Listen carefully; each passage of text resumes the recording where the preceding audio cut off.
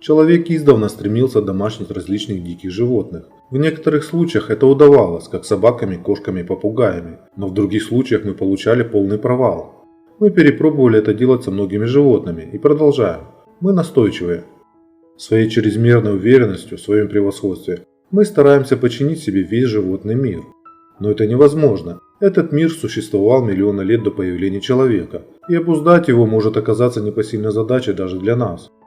Акулы всегда интриговали и одновременно пугали нас. Некоторые даже бы хотели подружиться с ними, но по всей видимости это невозможно. Эти дикие инстинкты разбиваются о наше стремление стать для них друзьями в животном мире. Да и какой из нас друг? Мы ежегодно убиваем акул миллионами. Сегодня у нас как раз и пойдет речь об таком случае. Эта история первоначально появилась в 2006 году, когда в апрельском номере французского рыболовного журнала Voyage de Pêche появилась статья о профессиональном рыбаке по имени Арнольд Пойнтер из Южной Австралии, который якобы спас жизни самки большой белой акулы, после того, как она попалась в его рыболовную сеть, назвав ее Синди.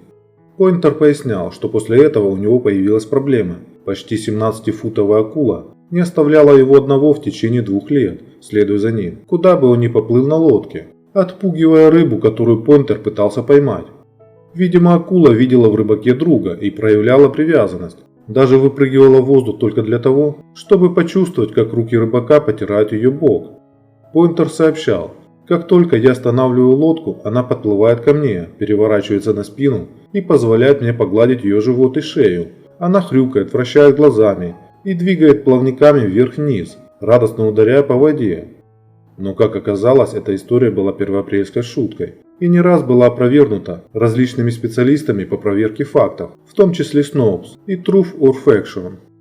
Некоторые французы, которые не поняли шутки, начали распространять эту историю в интернете, и в конце концов кто-то перевел ее на английский, и тогда воцарился идиотизм.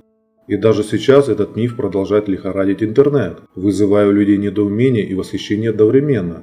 В этом мифе использовались фотографии веб-сайта White Shark Trust, исследовательской природоохранной организации, расположенной в Южной Африке. На мужчине та же рубашка, очки и белая шляпа с тем же логотипом. Это были исследователи, которые изучали поведение акул.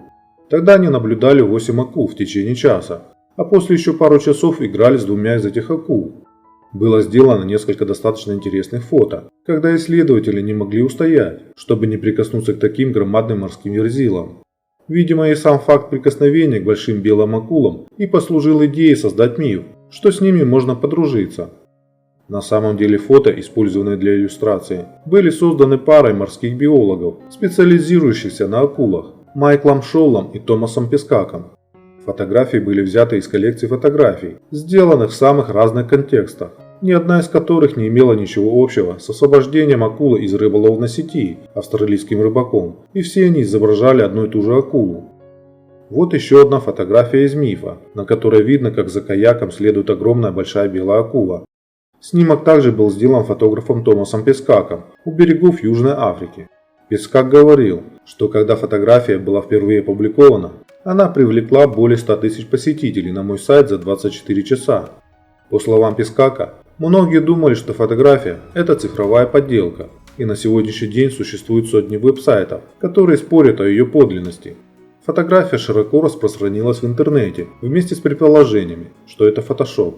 Оригинальное фото было много раз отфотошоплено для создания фальшивых историй.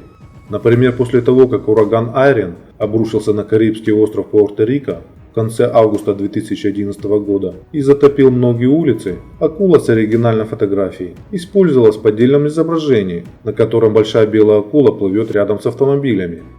Затем это поддельное изображение начало распространяться в интернете и СМИ. Оно появилось на Эго ТВ с надписью «Это фото было сделано в Пуэрто-Рико», вскоре после того, как ураган Айрин опустошил остров. Что еще забавно, власти Нью-Йорка предупреждали людей не купаться в паводковых водах после урагана. Однажды ее использовали в телевизионном выпуске Channel 7 News Miami. Фото снова всплыло на поверхность в июне 2012 года, когда в популярном торговом центре в Кувейте предположительно взорвался аквариум с акулами. После урагана Сэнди, самого смертоносного и разрушительного урагана сезона атлантических ураганов 2012 года и второго по величине урагана в истории Соединенных Штатов, точно такая же акула появилась у автомобиля на затопленных улицах в Нью-Джерси. В действительности австралийцы не очень-то любят больших белых акул, поскольку в них они видят угрозу рыболовству и простым людям, купающимся в море.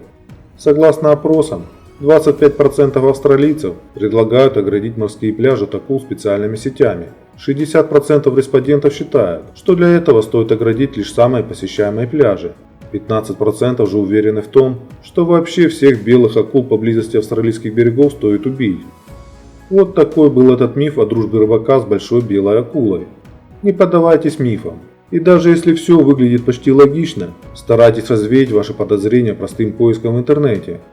Вы также можете ознакомиться с другими мифами на нашем канале, как о проекте Эбигейл из Зоны 51, перерождение орла в 40 лет, и нашумевшие истории с поцелуем Иуды, когда якобы Тореадор предал быка, поцеловав того перед смертью, не пытаясь спасти ему жизнь. А у нас на этом все новости. Подписывайтесь на канал, если не подписались. И до скорой встречи. Всем пока.